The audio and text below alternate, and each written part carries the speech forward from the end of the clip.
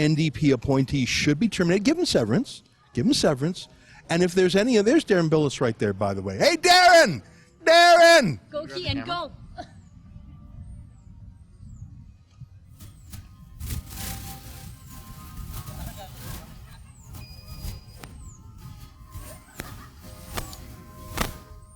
Minister Bilous, can you tell me, has anything changed in your lifestyle? Has anything changed in your lifestyle since you got re-elected?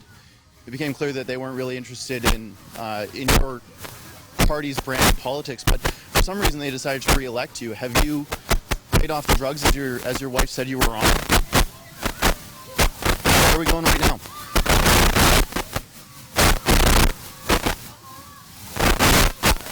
Excuse me, I'm on the phone. Yeah, no problem. I just was wondering if you'd answer some questions. You didn't really want to talk when you're in government, so maybe now you're in opposition, you'd like to chat about what you've been up to. Right.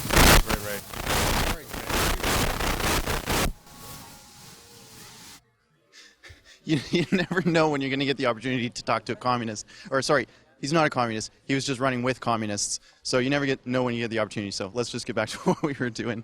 He didn't really want to talk to me, Ezra. He's always on the phone when I chat with him. Yeah, it's funny that way. He's got a lot of people to talk to on the phone. Well, let's get back to the official show. Well, how much fun was that? It was great. He's always on the phone. Like I said, he doesn't want to talk to me. But, you got to ask the questions that the mainstream media is not going to ask. Because he was reelected. He was reelected with a healthy majority of people in Edmonton saying that, yeah, he's the candidate for us. But, if the CBC published what we published about him, that his wife says that he has a serious drug and alcohol addiction, that he was philandering with the head of caucus, basically, in a time when we weren't sure who the MLA was or the MLAs were that Rachel Notley was covering up for. Yeah, I mean, when Stephen Harper was Prime Minister, him and his cabinet would be chased with legitimate questions all the time. But with the NDP and with until the last couple of months of Justin Trudeau, there's been some sort of immunity because the media are the auxiliary of the parties of the left. That's why the rebel's alive. People say, how can we beat the rebel? I can tell you in one sentence. Do real journalism about the other side of the story, and then there would be no market for what we do. Well, and to make a point further to Keean's point, there's journalists sitting in this building behind us. They're covering the legislature every single day. They have a press room. They have a little clique that they belong to that I refuse to belong to.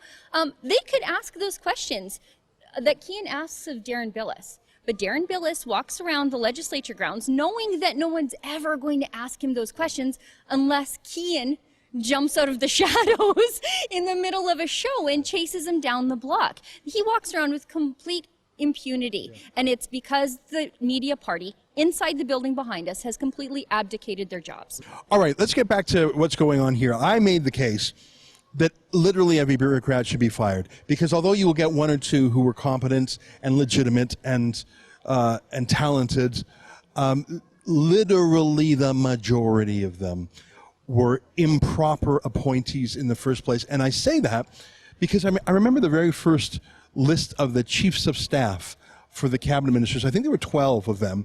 10 out of the 12 chiefs of staff for Rachel Notley's cabinet were from outside the province. Now, I got nothing against people outside the province. I live in Ontario myself. But to rule Alberta, to bring in hired guns, mercenaries from every failed NDP activist around the country, it's basically a welfare job for failed NDPers. That was so gross. And it wasn't just chiefs of staff, which are an inherently political position. Appointees in the bureaucracy, they tried to embed little termites. Yeah, it's a great example. So I think they have to wipe them all out, and I should point out that that has not happened yet. And I think that if Jason Kenney does not appoint a chief inquisitor of the NDP Inquisition, and I know the Inquisition has a bad rap, but I think that Jason Kenney needs to appoint a digger to check every single appointee, because Donald Trump did not. And so all these Obama-era holdovers were undermining Trump for 2 years, undermined him. And don't think that's not going to happen here. That's an excerpt from the Ezra Levant show. Every day I do a video monologue and then I interview an interesting guest. And then I end by reading my hate mail. But you've got to subscribe to it, which you can do at therebel.media/shows.